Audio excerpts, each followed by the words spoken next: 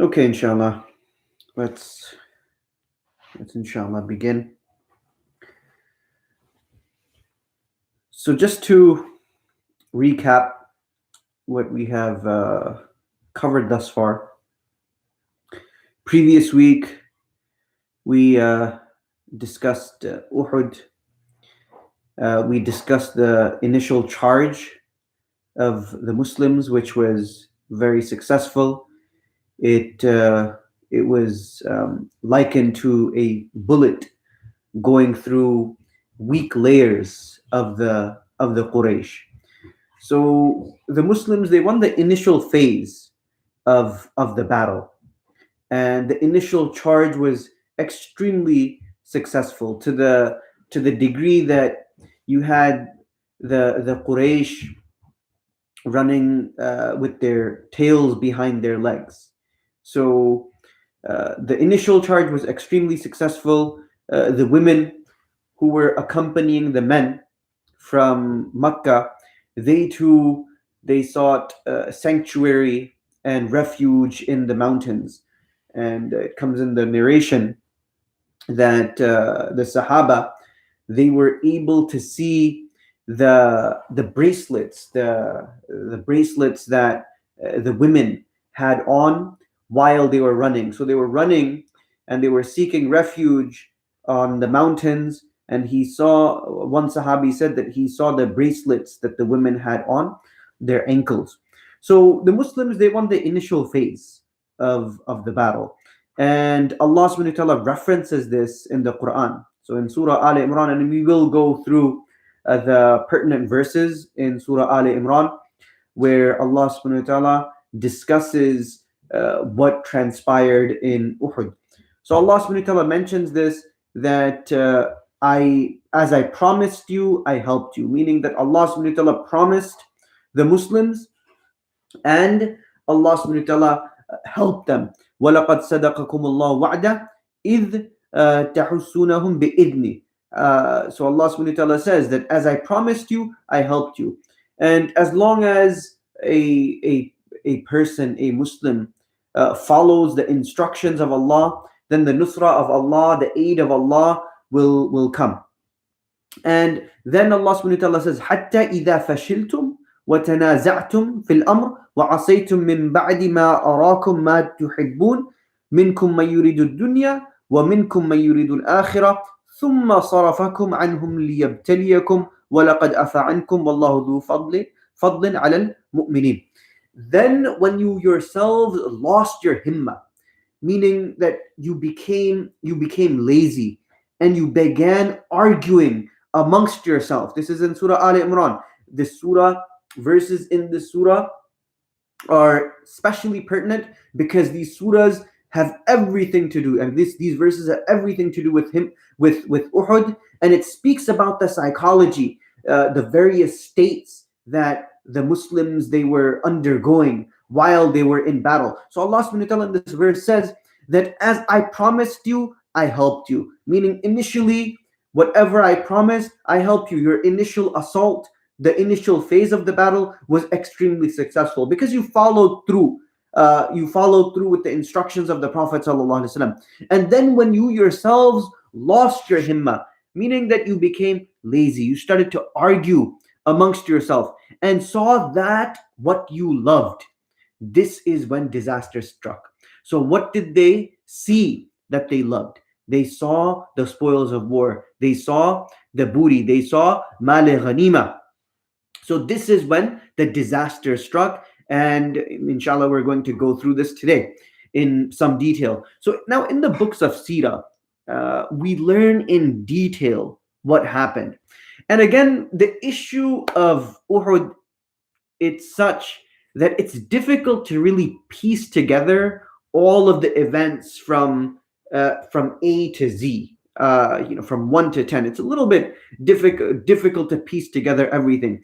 Reconstructing Uhud, especially, it's a difficult task in the entire Seerah, because Uhud was, I mean, it was very chaotic. It was a disaster, and to this day, there are a lot of questions about Uhud that we can't really answer. We don't even know, and it wasn't as if as I've said, that whenever they would narrate something, or they would narrate a long story, they would narrate various parts of that story. It was impossible for them to recap the entire series of what happened from A to Z. Now, the primary cause of the change of tide was the fact that the Sahaba, they felt complacent enough to let go of their arms and collect the war booty. Now, as I've said, the initial assault was extremely successful, and the Muslims, they just cut through the ranks of the Quraysh, and the Quraysh, with their tails behind their legs, they just ran away. So they started to retreat, to the extent that the women too started to run away. And you have to remember that the women, they were in the rear guard. Women were in the rear guard. So they cut through the vanguard, they cut through the initial ranks, and they went all the way to the end of the row. And the women too ran away because they basically had no one to protect them. So now what do we have? Now we have an issue over here. This initial charge was so successful that this was the change of the tide, because now the Sahaba, they saw that the Quraysh, they were retreating, and they felt complacent enough to let go of their arms. So whatever arms they had, they let go of them, and they started to collect the spoils of war. Now, understand that the most prized possessions amongst the Arabs of that time was good weapons and good armor, because the Arabs, they were not the best of iron welders. They would import weapons, and weapons were very expensive. You know, whenever you import something from another land, weapons, especially weapons, they were extremely expensive. Expensive. Even the animals that the Quraysh had. I mean, you have a camel that's worth quite a bit of money. I mean, liken the camel to, you know, a modern day tank, something along those lines. So you have camels, you have tents, you have all of these things that are just sitting there waiting to be taken. It's a lot of money and goods, and these were not common in Arabia. All of these items, they were imported. So thus, when the Quraysh, when they fled, the Sahaba instantly started collecting the ghanima. They started to collect the spoils of war. Now, at Badr, just to recap a little bit of mal ghanima and the spoils of war, booty of war, that at Badr, only some of the instructions, only some of the rules were revealed about ghanima. So the Sahaba, they were not aware. Now, technically speaking, every single person gets their own share, apart from the ghanima you get from the person you kill. So when you're in one-on-one combat, the rule is that if you kill that person in one-on-one combat, the armor of that person, the horse of that person, belongs to you. And then whatever male ghanima, whatever spoils of war are littered across the battleground, that is collected, deposited into a massive pile, which is subsequently distributed by the Khalif, by the Amir, by the Prophet sallallahu alaihi wasallam in this case. So in fiqh, just to make it short, if the enemy flees, that which is left behind is shared amongst the army. Whatever is left behind, it's shared amongst the army. It's collected, it's piled, it's distributed in the correct accordance. So the sad part is that those who were eager to collect the war booty, they didn't even get that share, and they caused the disaster that transpired. So this is the sad part. They were eager to collect the war booty, but they didn't even get a share of that due to the disaster that took place in the Battle of Uhud.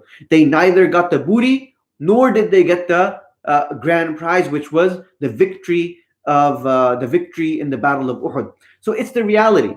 I mean, over here we have to pause for a second and say that it's the reality of those who prefer the dunya over the akhirah. I mean, this is a fact that those who prefer the dunya, not necessarily the Sahaba, because Allah subhanahu wa ta'ala has spoken about the Sahaba in the highest of terms in the Quran and various places throughout the Quran.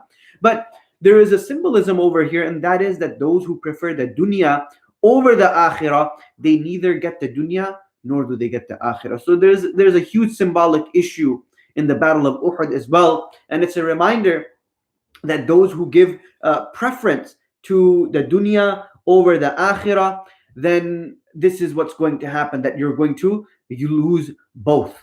So this is the symbolism in the Battle of Uhud. So now, when the archers that were stationed by the Prophet ﷺ at the base of the mountain, when they saw the Quraysh had fled, at least, let's say this was a Saturday, let's give it a time slot. You have about 20 minutes have gone by. Now they're at a high vantage point. They have witnessed the initial charge being successful. They're looking from the mountain, and they see the Quraysh. They are retreating. They're fleeing the battlefield.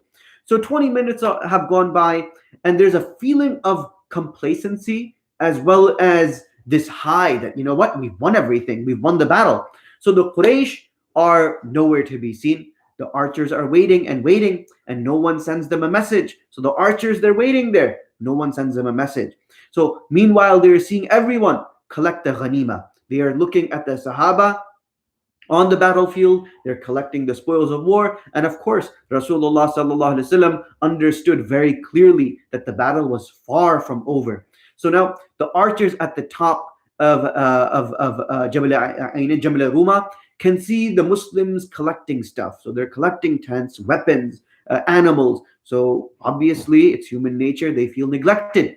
And thus what happened? They began disputing amongst themselves. They started arguing amongst themselves. And this is what Allah refers to hatta idha tanaza'tum, that a number of debates occurred between the Muslims. So the Muslims, they started to dispute and argue amongst themselves. So the archers, they began to debate amongst themselves. It wasn't just one conversation. There was a constant back and forth. There was a back and forth. There was a dialogue. So one group says, let's go.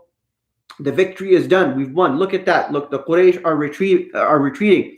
Another group says, no, we haven't gotten the message. They're reminded of what the Prophet ﷺ said, that no matter what happens, we have to stay in our place. Where the Prophet ﷺ has stationed us, this is where we need to stay. No matter what. The Prophet ﷺ told us that even if you see the birds picking apart our corpses, until then you stay. So this is how much the Prophet ﷺ stressed to the archers, that you need to stay your ground, you need to remain here, regardless of what transpires on the battlefield.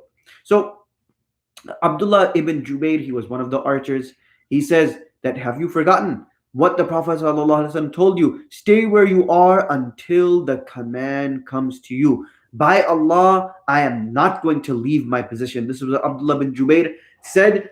He was one of the archers that was stationed by the Prophet ﷺ. And we can imagine the bickering, the argumentation that went on between the archers back and forth. So from the 50, perhaps it started 1 or 2, they're raising the banner to go and collect the ghanima, but slowly and surely, more and more people, they began to join, because they're looking that the Quraysh, they're retreating, and they're running with their tails between their legs.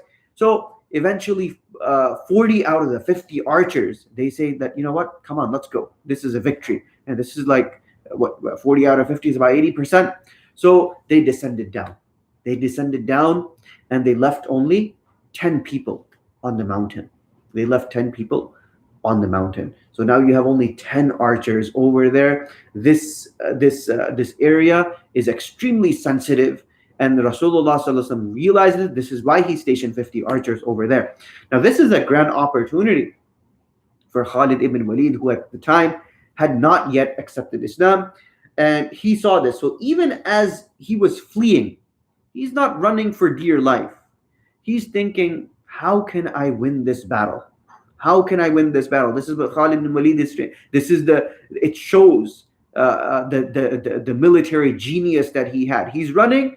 He's not running for dear life. He's thinking. He's still, the wheels in his head, they're churning. That how can I win this battle? And Khalid bin Walid, we know that it was by his hands that the Sassanid Empire it fell. It was by his hands that huge parts of Iran and Iraq they came under Muslim rule. It was because of Khalid bin Walid that he was so successful, such a military genius, that Islam it grew to the extent that it grew after Rasulullah Sallallahu Alaihi Wasallam departed from this world. So the only person who inflicted a genuine military loss on the Muslims was Khalid bin Walid.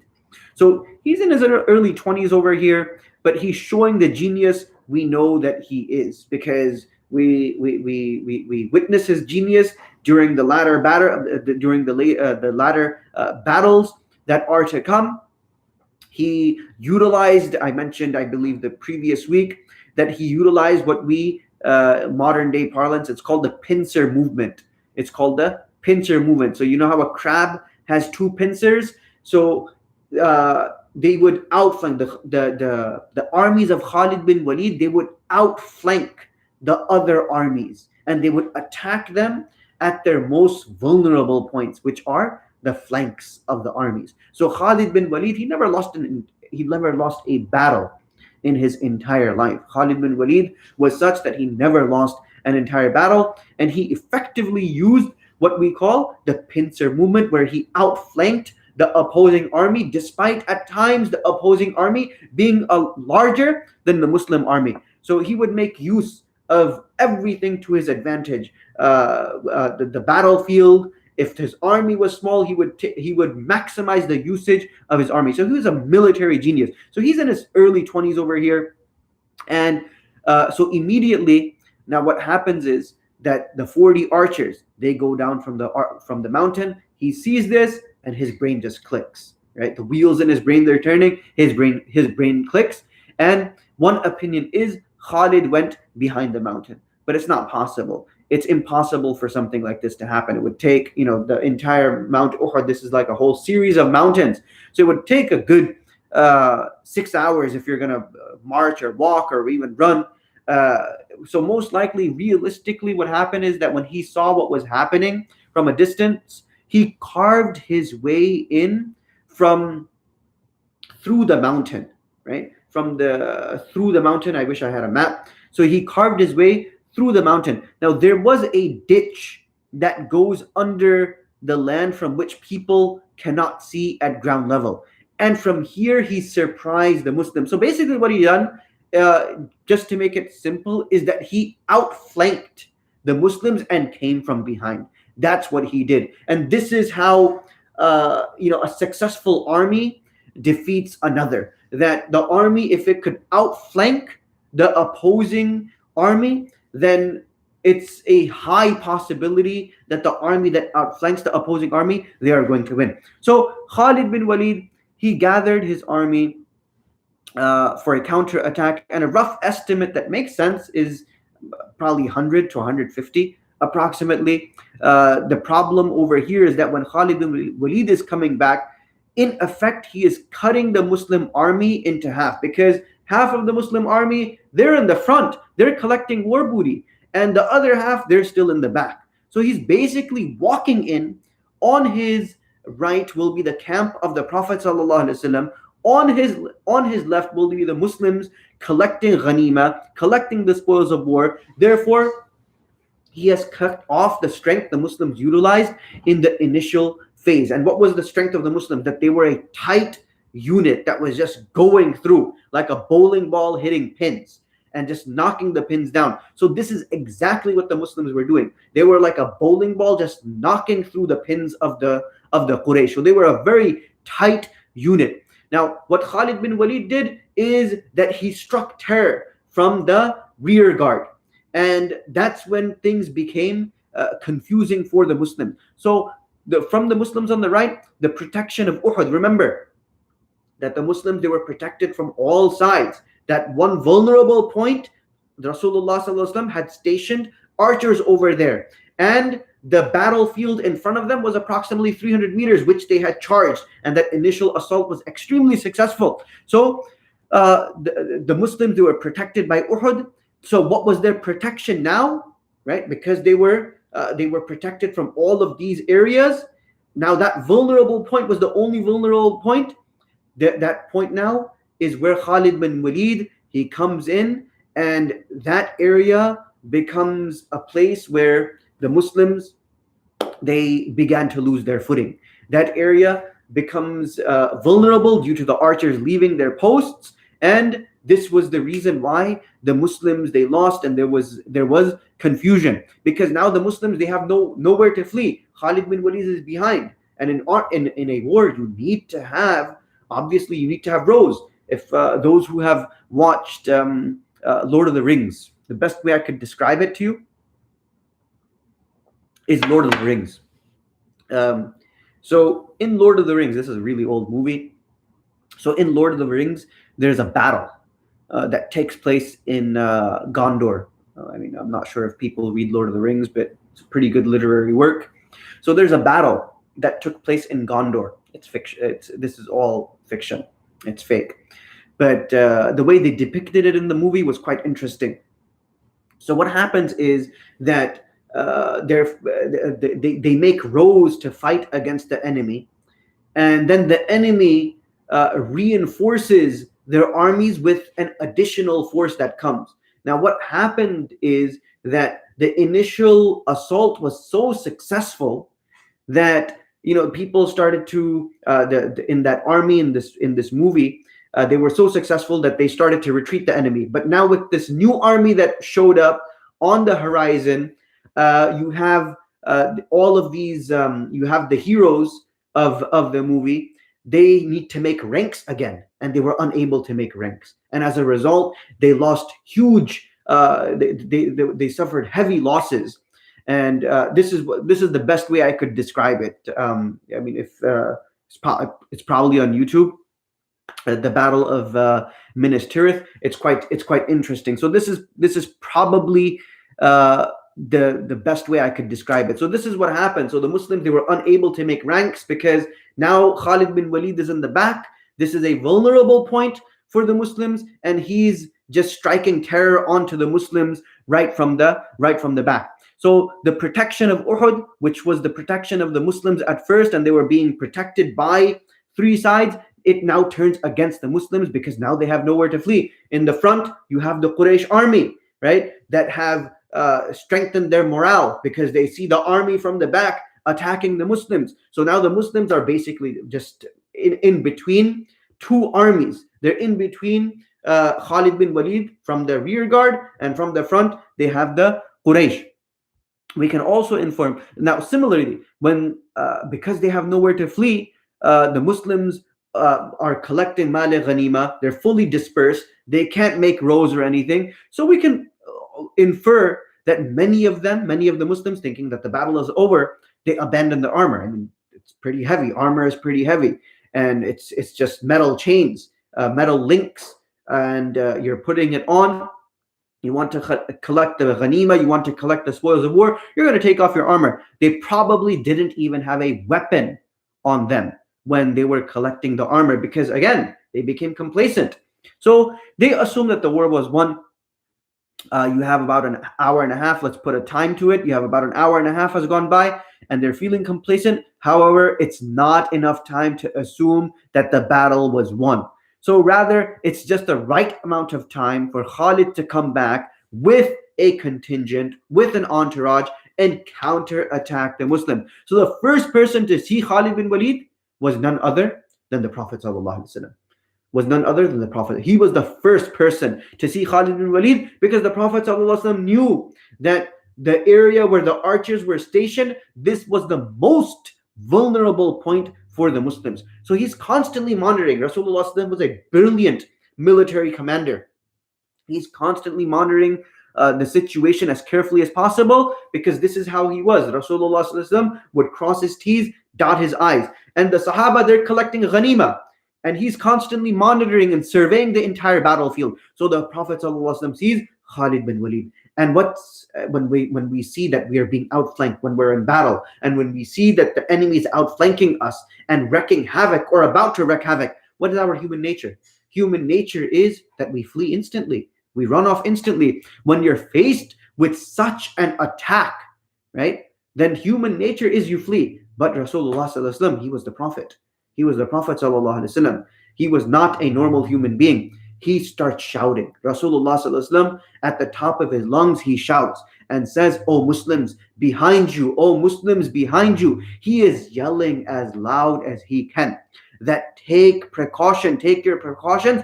They are coming from behind. They are coming from behind. And by yelling out, what is he doing? He has given his own location away. By yelling out, he has given his own location away. SubhanAllah. This is amazing. He has done something extremely brave over here, right? But had he not given, because when you're yelling, people know your voice. The Quraysh, they're familiar with you. They're familiar with your voice. They know who you exactly are. Rasulullah sallallahu alaihi wasallam is yelling. He's giving his coordinates away. And obviously, what does the enemy want more than anything? To kill the Prophet sallallahu alaihi wasallam, to remove the Prophet sallallahu alaihi wasallam from the equation entirely. But Rasulullah sallallahu alaihi wasallam, he's the Prophet of Allah. He's brave. He gives up his coordinates. He yells out to the Sahaba that take precautions. They are coming from behind you. So he's done something extremely brave over here. And had he not given this warning, the massacre would have been double. The Muslims on that day, they lost 70.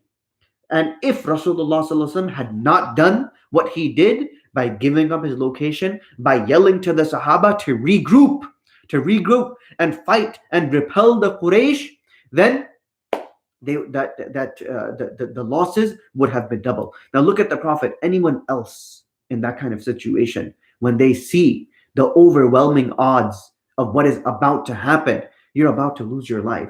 So what would they do? They would flee surreptitiously. They would flee quietly. But Rasulullah sallallahu alaihi wasallam was on another level entirely. And this is, Allah subhanahu wa ta'ala mentions in the Quran that recall when you were fleeing onto the mountains, you were not caring about anyone, and your Prophet was calling you from behind. إِذْ تُسْعِدُونَ وَلَا تَلْوُونَ عَلَىٰ أَحَدٍ وَالرَّسُولُ يَدْعُوكُمْ فِي أُخْرَاكُمْ. That Rasulullah sallallahu alaihi wasallam was calling you. You were running off, and the Prophet sallallahu alaihi wasallam was calling you that come back.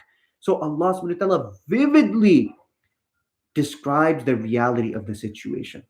Allah subhanahu wa ta'ala describes vividly the reality of the situation. When some of the Sahaba, when they saw the surprise attack orchestrated by Khalid bin Walid, they themselves started fleeing. But the Prophet of Allah was calling them out that come back and fight, regroup, come back and fight. And as can be expected, such a surprise attack led to total chaos. Total chaos ensued from this surprise attack. Some of them had not regrouped. Others were in small pockets. Many of them, because they were unarmed, they simply turned their backs and they fled. And what can you do without a sword? What can you do without a sword, without armor? Right? You're fighting against people who are armored, people who have weapons and swords. So what can you do? They had no choice. They had no recourse but to flee. So again, there is symbolism here. This is what happens when you disobey Rasulullah sallallahu alaihi wasallam. And this is a lesson for us, that when we disregard the sunnah and we don't show regard to the sunnah of the Prophet sallallahu alaihi wasallam, then we will suffer loss upon loss in this world. And this is what's happening to the Muslims throughout the world, that they have left the sunnah of the Prophet sallallahu alaihi wasallam. So they see different types of ibtila. They see different types of trials and tribulations. So this is a reminder. There's a clear symbolism over here that if you disobey Rasulullah sallallahu alaihi wasallam, then you are going to suffer loss. And this is what happened in Uhud, that the archers, the Sahaba, they did not follow the instructions of the Prophet ﷺ to the letter, and the Muslims, they suffered a loss and ultimately a defeat in the Battle of Uhud. Now, other Muslims were closer to the camp of the Prophet ﷺ. Now it appears that Shaitan, he did a trick.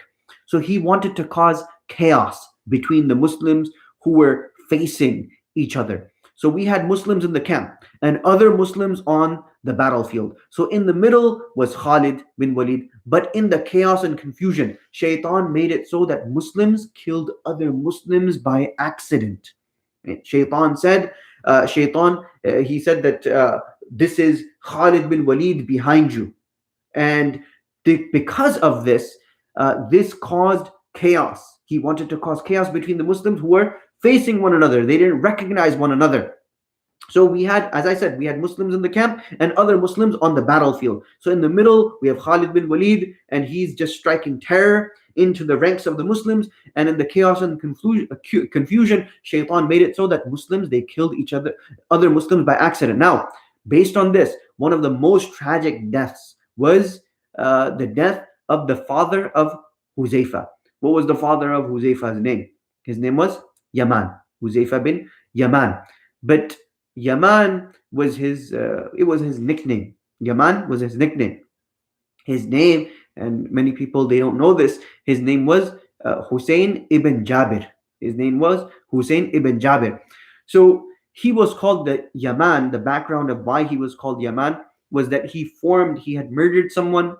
He sought asylum in Medina. He formed an alliance with the people of Medina. So because he formed an alliance with them, he was called Yaman. Yamani means somebody who makes an alliance. So because Yaman means someone who made an alliance with with people. So he made an alliance with the people of Medina. So he was called Yaman. So he married one of the ladies of Medina. And when the Prophet ﷺ started preaching, he was one of the earliest converts. So Huzaifa, he embraces Islam before the Prophet ﷺ immigrates to Medina. So Huzaifa, he was known as, I mentioned this before, he was known as the keeper of secrets, Sahib al-Sir. He was the keeper of secrets, the one who was informed of all of the names of the munafiqs by the Prophet ﷺ. The Prophet of Allah informed Huzaifa radiallahu anh that these are the names of all of the munafiqun. So Hussein would ask Huzaifa, am I an Ansari or Muhajir? Hussein would ask the Prophet ﷺ that, am I an Ansari or Muhajir? The Prophet ﷺ said that you are both, because he came to Medina. He had married a woman from Medina, and he was in Makkah at the time. He had accepted Islam in Makkah. So he asked the Prophet ﷺ that, am I an Ansari or Muhajir? The Prophet ﷺ said that you are both. You are both. So he had the honor, the distinct honor of being both of them, meaning Yaman, the father of Huzaifa, whose name was Hussein bin Jabir. So in the Battle of Badr, I've mentioned this, but I'm going to repeat it. In the Battle of Badr, Huzaifa and his father Yaman, they were caught by the Quraysh on the way to battle. They were immigrating from Makkah to Medina. So they were caught by the Quraysh while they were immigrating to Medina. And they said that, will you fight with Muhammad? Are you going to fight with Muhammad? You have a battle. You have a battle in the horizon. They said that, no, we're not going to fight. And what happened was that you have to promise us. You have to promise us by Allah that you won't fight against us. So there's no alternative. They coerced them, compelled them. They made a promise, and they said, we are not going to fight. So they ultimately arrived to Medina. They told the Prophet ﷺ, and the Prophet said that nafilahum ahdahum, that, you know what, we're going to follow up on the promise that you made, وَنَسْتَعِينُ اللَّهَ عَلَيْهِمْ, and we are going to seek and supplicate to Allah subhanahu wa ta'ala to aid us against them. Go back to Medina. You cannot participate with us in the Battle of Badr. So Huzaifa and his father Yaman, they got the reward of participating in Badr without fighting in Badr. Now Yaman is elderly. The father of Huzaifa is elderly. We go back to Uhud. One of the two people in Uhud, they were old. So the Prophet ﷺ told them, go back to Medina. You're exempt from fighting. You don't need to fight. So they did. But they started, there were two people who were elderly. The Prophet of Allah tells both of them, go to Medina. So they did exactly that. And then they started rebuking one another. The two elderly gentlemen, Yaman and another Ansari Sahabi, they were elderly. They started rebuking one another. How long do we have to live? And his companion said, you're right. Let's go. perhaps Allah will end our life with shahada, with martyrdom. So there's one issue. By the time they come into the battlefield, Khalid is attacking and there's chaos. Right? So they join the battle at the time of chaos. This was when shaitan cries out. This is when shaitan cries out, "O Muslims behind you. O Muslims behind you." This is the trickery of shaitan. This was the game that he played. So a group of Muslims, not recognizing Yaman, they surrounded him and they killed him. And Huzaifa radiallahu anh recognizes his father, of course, from a distance and screams, "Abi, Abi," that this is my father. Stop, stop. But the Muslims, they simply could not hear. Right? It was too late. So they killed him. The Prophet ﷺ paid Huzaifa bin Yaman blood money. Blood money was 100 camels from his father, from the for his father, from the Baytul Mal, from the public exchequer, because this was a responsibility upon the Ummah. So Huzaifa radiallahu anh, he received this money, he distributed all of that to the poor. And one Sahabi said that Huzaifa forever lived in good after this. That Huzaifa forever lived in goodness after this. And so this is one incident. Another incident that took place on this day, this was a Saturday, Uhud took place on a Saturday, was the death of the beloved uncle of the Prophet ﷺ. So he was killed, we know this, we know the story, he was killed by Wahshi. Wahshi was the slave of Jubair bin Mut'im. Who was Jubair bin Mut'im? He was the son of Mut'im bin Adi. We should know these names now. Mut'im bin Adi was a gentleman. He never accepted Islam, but he was a gentleman.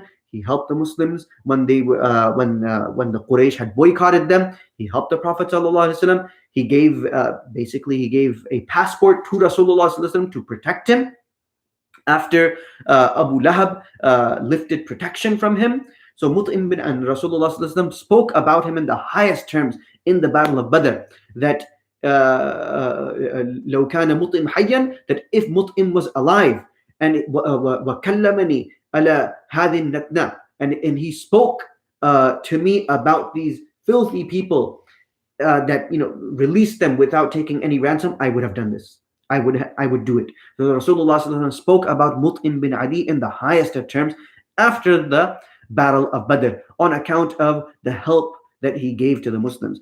So at this time, his son Jubair bin Mut'im, he was not a Muslim.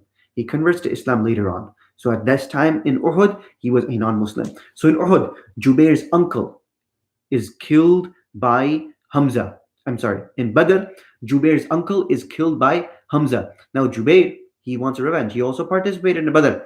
And because of his family pride, Hamiyya, he has this family pride. He says that I want Hamza killed. So Jubair has a slave, Wahshi. And Wahshi is from Habasha. And he's an expert in javelin throwing. So Jubair tells Wahshi that if you kill Hamza, you will be free. So this is double the revenge. That just as I lost my uncle, the Prophet ﷺ will lose his uncle. Now his uncle's name was Tu'ayma bin Adi. Tu'ayma bin Adi. This was the brother of Mut'im bin Adi, his father. So out of Hamiyya, he says to Wahshi that I want I want Hamza killed because he killed my uncle. So Wahshi eventually accepts Islam later on. He narrates his story in the first person as well. So he narrates this story to two tabi'een. So two tabi'een, they go to Wahshi in Iraq. He's an elderly man now. Wahshi is almost blind. And this is going into a tangent over here. Forgive me for this. So he says he's blind, and these two tabi'een who want to hear the story of Wahshi, of how Wahshi killed Hamza. Wahshi says to them, he notices their feet and he asks, "Are you the son of so and so?" And he said that, "Yes, I am." So Wahshi said that I played with you when you were a child in Makkah. I played with your feet when you were a child in Makkah. Now the Arabs of that time, they had a science of reading feet reading. Like they would detect genealogy through feet. This is called, in Arabic, it's called qiyafa. In Arabic, it is called qiyafa. And there's an interesting story over here where Zayd bin Haritha and Usama bin Zayd, some people, there was a rumor that they were not father and son. And this comes in Bukhari, as a matter of fact. It comes in Bukhari. So they were sleeping under a blanket, and this person who was an expert in qiyafa, he sees their feet, and he goes, the feet of both of these is the feet of a father and son. So when the Prophet ﷺ heard this, he became really happy. So this the science, it's called qiyafa. It's called qiyafa. So anyway, I went into a tangent. Forgive me. Back to the story. So Wahshi, he's narrating the first person that I was a slave in Makkah, and I had no desire to get into the war of Uhud. However, Jubayd is my master. Jubayd bin Mut'im is my master, and he promised my freedom to kill Hamza. Right? That if I kill Hamza, I will be granted freedom. So I have no hatred against anyone. I don't have any hatred against anyone, even Hamza, but I just wanted to be a free man. I just wanted to be free. And he began stalking Hamza during the battle. He started to stalk Hamza during the entire battle. And finally, when Hamza killed a certain person, I stepped out from behind the bush, and Hamza's back was to me.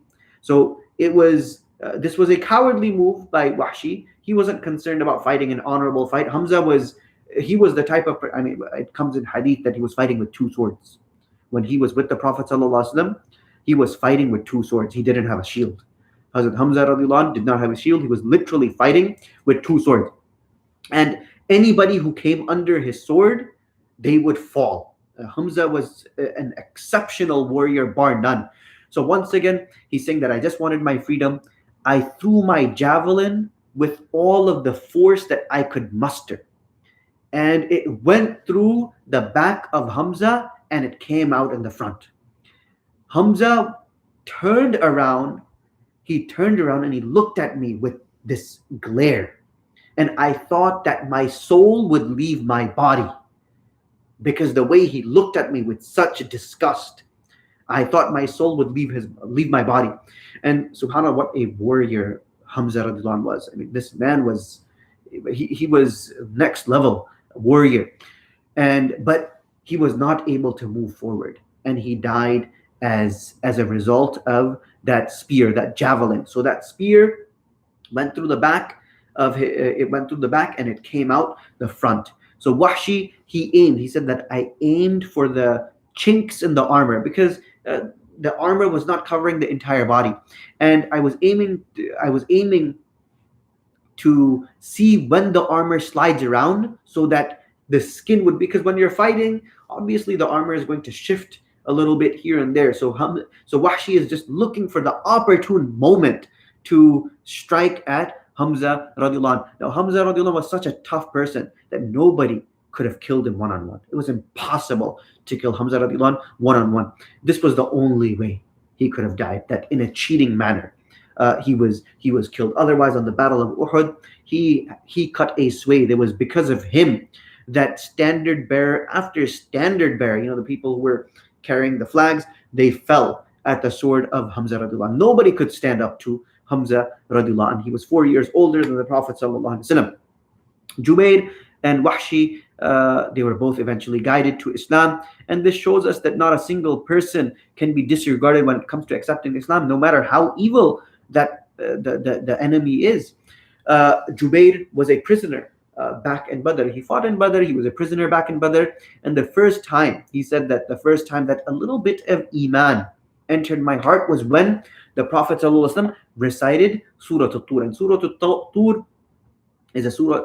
It's like Surah Al-Najm, that it builds to a crescendo. It keeps on building, questioning and building for the person to think, beautiful Surah At-Tur. Everyone should read Surah. So he says that we were tied up to the pillars of the masjid in Medina. So that's how we were able to hear Rasulullah's recitation. So the verse that really struck him was أَمْ خُلِقُوا مِنْ غَيْرِ شَيْءٍ أَمْ هُمُ الْخَالِقُونَ. Beautiful verse. That were they created by nothing, or were they the creators of themselves? So Jubayd bin Mut'im said that, I must have come from somewhere. Allah must have created me. So Jubair bin Mut'im, this is the first time that a little bit of Iman crept into his heart. But he did not accept Islam at that time. He accepted Islam later. As for Wahshi, he fled to Ta'if right before the conquest of Mecca because he knows that the Prophet ﷺ is not going to spare him. Everybody knows that this was a very emotional time for Rasulullah ﷺ, that he lost his beloved uncle. Recall that it was Hamza radiallahu anh that when initially Hamza radiallahu anh accepted Islam, it was due to Hamiyya, family ties, and this ghaira that he had for the Prophet ﷺ, that this is my tribesman, this is my clansman. How can Abu Jahl harm him? How dare he harm my nephew? So he goes and strikes Abu Jahl's head with the bow, and cuts a big gash on his forehead. So initially, his Islam was out of Hamiyya. It was out of this tribal affiliation, and later on his Iman grew, and he became a true Muslim. So anyway, Wahshi, he flees to Ta'if, and after a year, Ta'if also becomes a Muslim city. So Wahshi had no idea what to do now. So he went into exile in Syria. He goes to Syria. So someone eventually told Wahshi that, look, if you accept Islam, the Prophet ﷺ is going to spare your life. So he accepted Islam in this manner. So this is not the most noble way to accept Islam, but he's a Muslim nonetheless. So he went to Mecca. He went cloaked. He had an entire shawl wrapped around him so his face is covered so that he would not be recognized. And he goes to the Prophet ﷺ, and he gives his hand and he recites the kalima in front of Rasulullah ﷺ.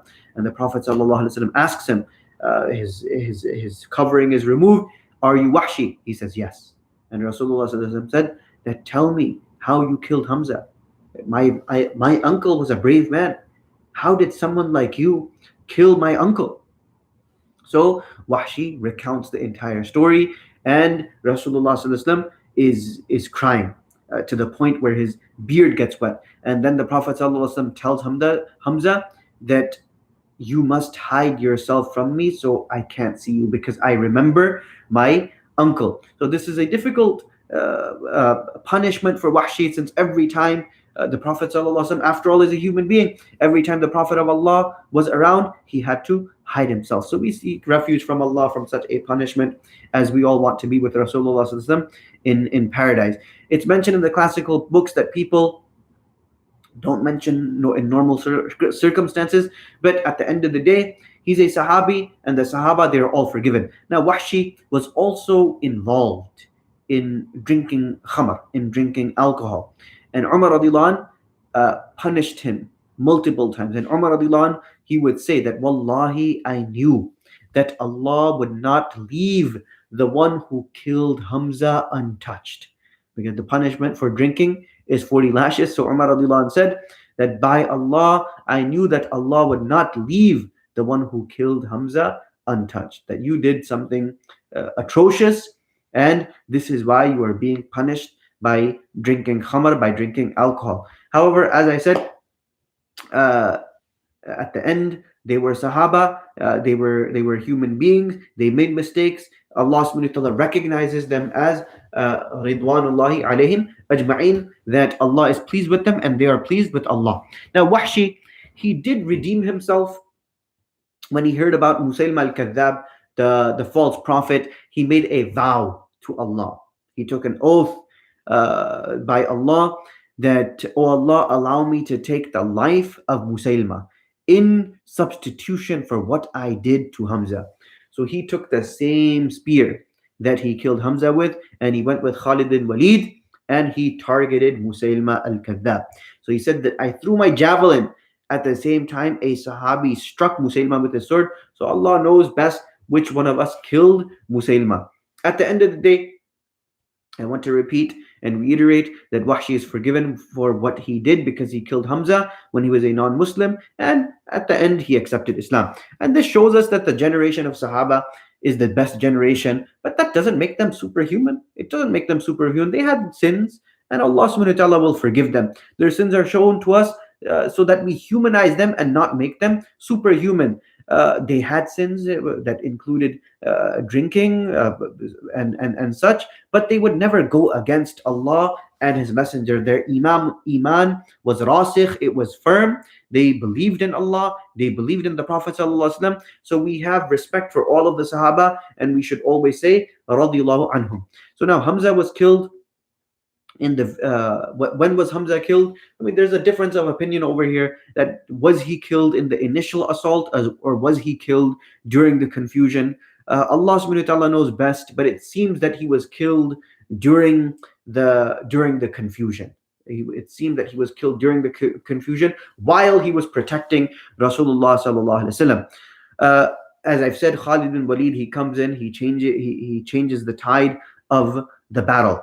Now, another thing is that Hind, the wife of Abu Sufyan, she is one of the prime ladies of the Quraysh. In her sign of pure hatred for the Prophet ﷺ and Islam, she cuts open the stomach of Hamza, takes out his liver, bites it, and spits it out. In other narrations, I think these are weak narrations, that she cuts off the fingers and toes and builds a necklace out of them. Allah knows best. I don't believe this was done to Hamza radiallahu anh. It was done to other companions. All of this was done for nothing except to inflict pain on the Prophet ﷺ. This was the level of hatred that she had for the Prophet of Allah. Yet Allah guided her to Islam as well. Allah subhanahu wa ta'ala guided Hind bin Utbah toward Islam. When the Prophet ﷺ saw the body of Hamza, he cried and he said, were it not for Safiya bint Abdul Muttalib, she was the full sister, not half sister, full sister of Hamza. And so the Prophet of Allah said, were it not for Safiya's grief, and that if I did this, it would become sunnah, I would leave his body here. Hey, look at what the Prophet of Allah is saying. Were it not for Safiya's grief, my aunt's grief, full sister of Hamza, and that if I did this, it would become sunnah, I would leave the body of Hamza on the battlefield. And then the Prophet of Allah continued and said that if Hind thinks she can take his fingers, right, mutilate him, watch how Hamza is plucked off by the animals slowly, that he's eaten by the elements, by the animals, and then brought back together by Allah Azza wa Jal as a karama for Hamza. This would be a miracle for Hamza radiallahu anh. But the Prophet sallallahu alaihi wasallam buried Hamza radiallahu anh. If Allah gives me victory, the Prophet of Allah continued and said that if Allah gives me victory over the Quraysh, I shall mutilate 30 bodies for this one. After which Allah revealed in Uhud, after Uhud, وَإِنْ آقَبْتُمْ وَإِنْ آقَبْتُمْ فَآقِبُوا بِمِثْلِ مَا أُقِبْتُمْ بِهِ وَلَئِنْ صَبَرْتُمْ لَهُوَ خَيْرٌ لِلصَّابِرِينَ. That if you punish an enemy, O believers, punish with an equivalent of that with which you were harmed. But if you are patient, it is better for those who are patient. The Prophet ﷺ then said that no one should be mutilated. No one should be mutilated, regardless of what they might have done to you. Now, continuing on with a few stories that took place in Uhud, story of Mus'ab bin Umayr. I mentioned Mus'ab bin Umayr before in my seerah, that Mus'ab bin Umayr, he was one of the wealthy lads, spoiled by his mother and father. He accepted Islam. They starved him. Rasulullah sallallahu alaihi wasallam, because of how dynamic he was a youthful person. He was energetic. He was charismatic. He was Rasulullah sallallahu alaihi wasallam sent this young man who had this charisma, who had everything working for him as far as people being drawn to him like a magnet. Rasulullah sallallahu alaihi wasallam sent Mus'ab bin Umayr to Medina, and Mus'ab bin Umayr continued to preach to the people of Medina until in each and every single household there was at least a Muslim living there. There was at least a Muslim living there. So he was most likely martyred by the forces of Khalid bin Walid based on the evidence that we have in front of us. Unlike those who were getting the booty, he was carrying the flag. He was from Banu Abd Dar. He was carrying the flag. He was the standard bearer. He was killed very gruesomely. It's hard to die. All of these deaths, they're very difficult to recount. But the first part of the battle, this was successful. Muslims did not, it doesn't seem that Muslims lost their lives in the first part of the battle. It seems that it happened in the second. Majority of the Muslims, they lost in the second part. 70 Muslims, they died in the second part of the battle. But again, we can't really piece together exactly what happened. But it seems logical that Mus'ab bin Umayr, he became martyred in the second part of the battle when Khalid bin Walid showed up. So he was holding the flag. One of the mushriks cut off his right hand. Mus'ab takes the flag with the left. Left hand is cut off, and he's holding with the stumps. Eventually, he's stabbed multiple times, and he's a shaheed.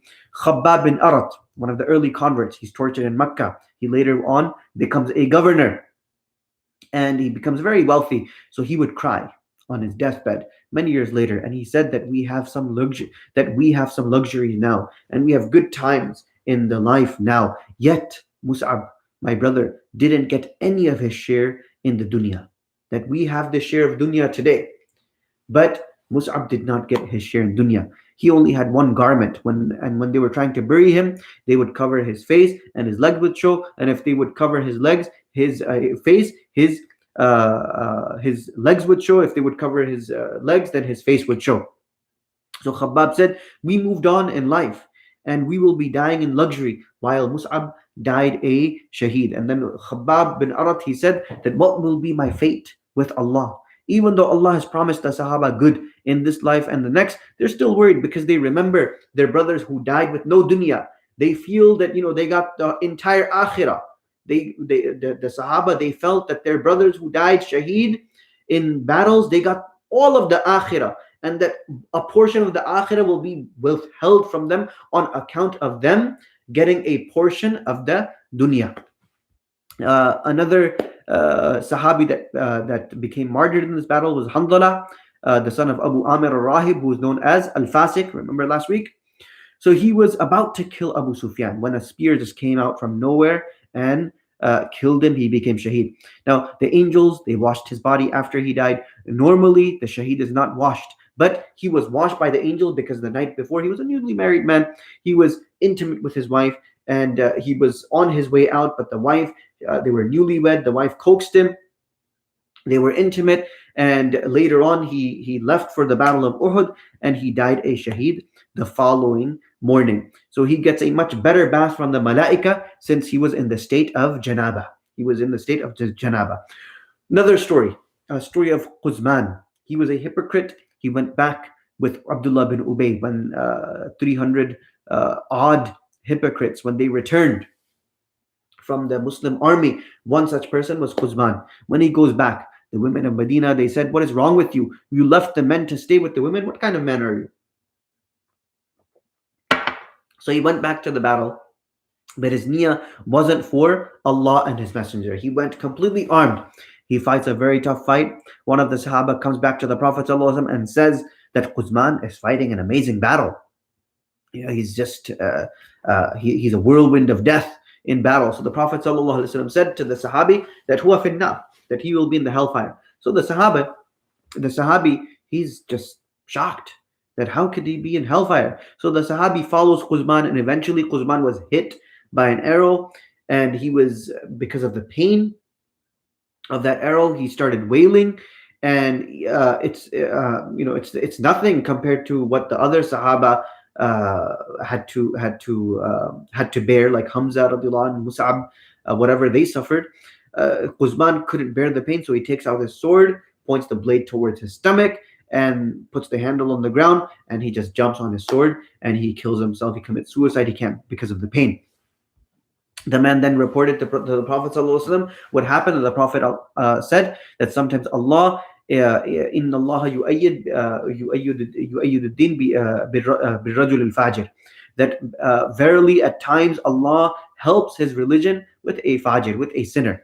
Another incident that took place in Uhud by Usayrim Amr ibn Thabit, al-Usayrim Amr ibn Thabit, that one of the very few remaining pagans in Medina. Now this is problematic because Ibn Ishaq said that after Badr there were no pagans in Medina.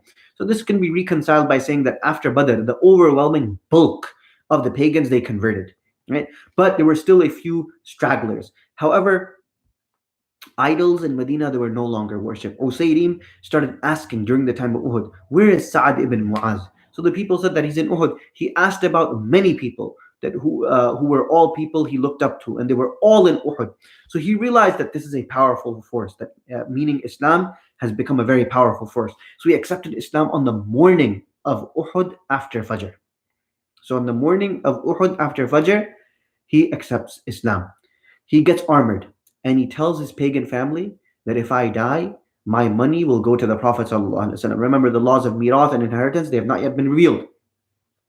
He goes to Uhud. The Muslims, they tell him to go back, that you don't belong here fighting with us. The Muslims didn't even know that he converted. So he told them that, no, I've converted. So Usayrim then died during the Battle of Uhud. And the Prophet ﷺ said that Usayrim did very little, but his ajr is very big. And Abu Hurairah radiallahu anh, he would quiz his students. He would quiz his students that which companion of the Prophet ﷺ did not perform any sujood, but he is a Jannati. He is from the people of Jannah. And obviously they didn't know. So he said Usayrin. He did not perform because he became Muslim after Fajr. Right? Fajr time was gone. And he died before Dhuhr. He did not do one sujood. He did not do any sujood. He did not offer any salat. But he died a martyr. He died a shaheed. So this was the question that Abu Hurairah he would pose to his students.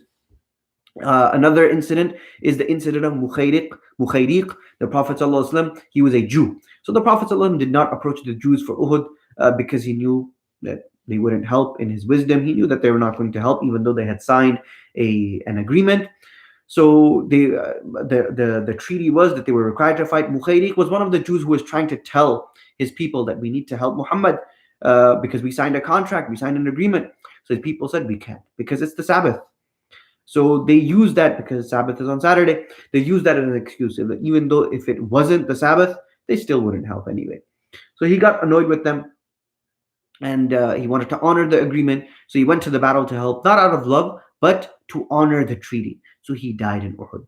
But he died out of Islam. The Prophet ﷺ praised him like the Prophet of Allah praised Mut'im bin Adi and said that Mukhayriq, he was the best of the Jews. Once again, the Prophet ﷺ didn't praise him in the religious sense, but he praised him in the worldly sense. So these are just some of the incidents of Uhud. Inshallah, next week I'll go through the incident of Rasulullah ﷺ's injuries, and inshallah we'll continue from that point onwards. Jazakumullah khairan. Are there any questions? If there are any questions, please ask.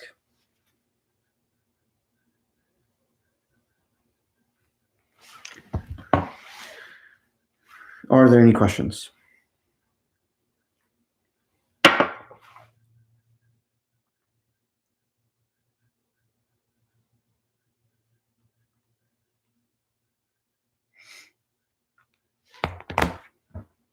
Either I'm really thorough or no one has any.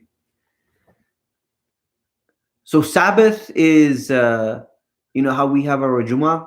So the brother is asking, Brother Usama, Munir Sheikh is asking that what's the Sabbath? So the Sabbath is the holiday of the Jews. So that takes place on a Saturday. It's similar to our Jumu'ah. So that's when the Battle of Uhud was fought on Saturday. So the Jewish people, they can't work on Saturday. They have to stay home on Saturday. They are prohibited from working on Saturdays. Are there any other questions? Dr. Zeb, do we know anything else about Usayrim? This was the only thing I could find, the narration of Uhud and the story of Abu Hurairah radiallahu anh.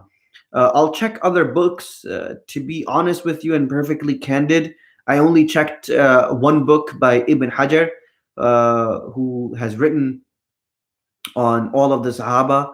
He has biographical entries on all of the companions. The book is called Al-Isaba fi Ma'rifati Sahaba. So I only check one book.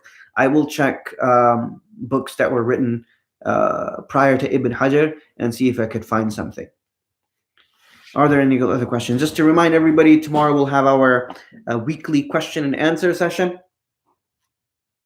So gather your questions, write them on your iPhones or whatever electronic devices you have, and inshallah I can attempt to answer them.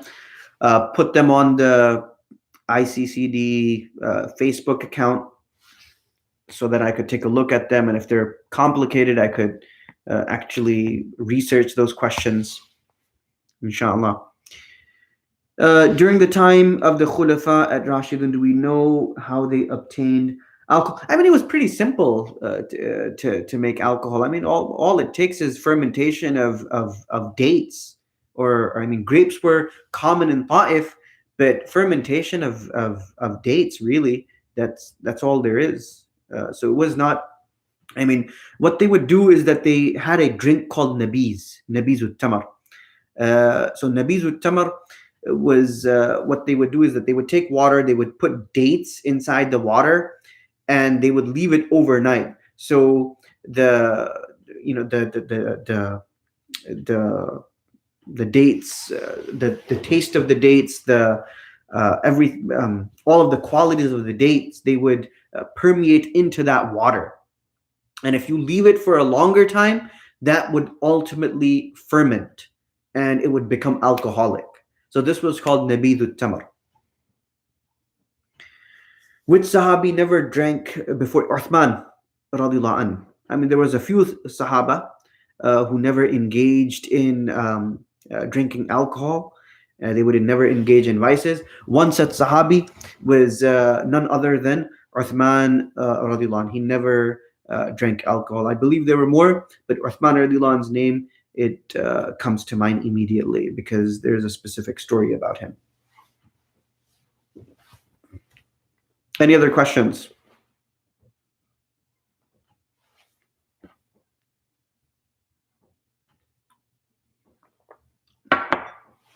No other questions?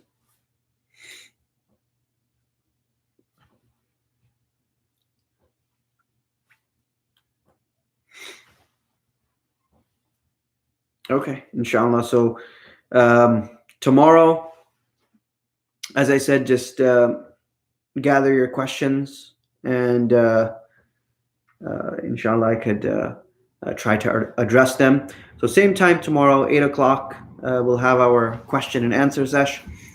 And if anything comes to mind, just please put them on the Facebook or just send them to me directly to my phone, and I could try to research them, inshallah. Who was the Mukhayriq? Adil. It was Mukhayriq who was the last person. Mukhayriq. He was a Jewish person who fought with the Prophet sallallahu alaihi wasallam, and he was the single Jew. He was who fought with Rasulullah sallallahu alaihi wasallam. And what happened was that he went to his tribesmen and he told them that, look, we signed a treaty that we would protect the Prophet sallallahu alaihi wasallam and we would fight with him if Medina was attacked. So we need to abide by the treaty. But he died a Jew, and Rasulullah sallallahu alaihi wasallam said that from all of the Jewish people, he is the best. So this was the highest praise the Prophet sallallahu alaihi wasallam could give, on account of him not accepting Islam. Similar to Mut'im bin Adi, that he was a gentleman. Yes, Hamza radiallahu anh did have children. He married 3 times. Dr. said, Hamza radiallahu anh did have children. He married 3 times. And if I recall correctly, his daughter was young. Her name was Umama. Her name was Umama.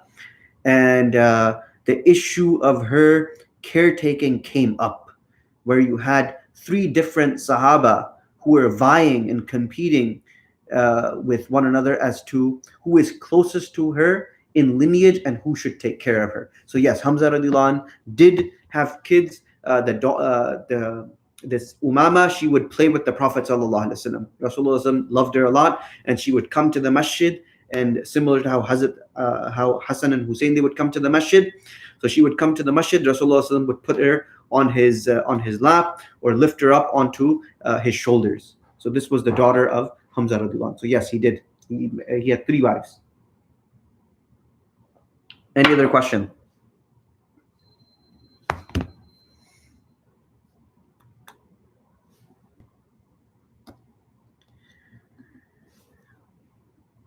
Okay, so any other question, inshallah? So just save them for next week.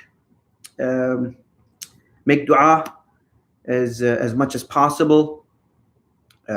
Allah subhanahu wa ta'ala, I was reading today that uh, things are looking a little bit better. Hopefully, inshallah, this is the start of something positive, and Allah subhanahu wa ta'ala relieves us of this pandemic. I mean, I for one would really like to offer my Ramadan, spend my Ramadan in the masjid. I'm sure all of us are, thinking the same.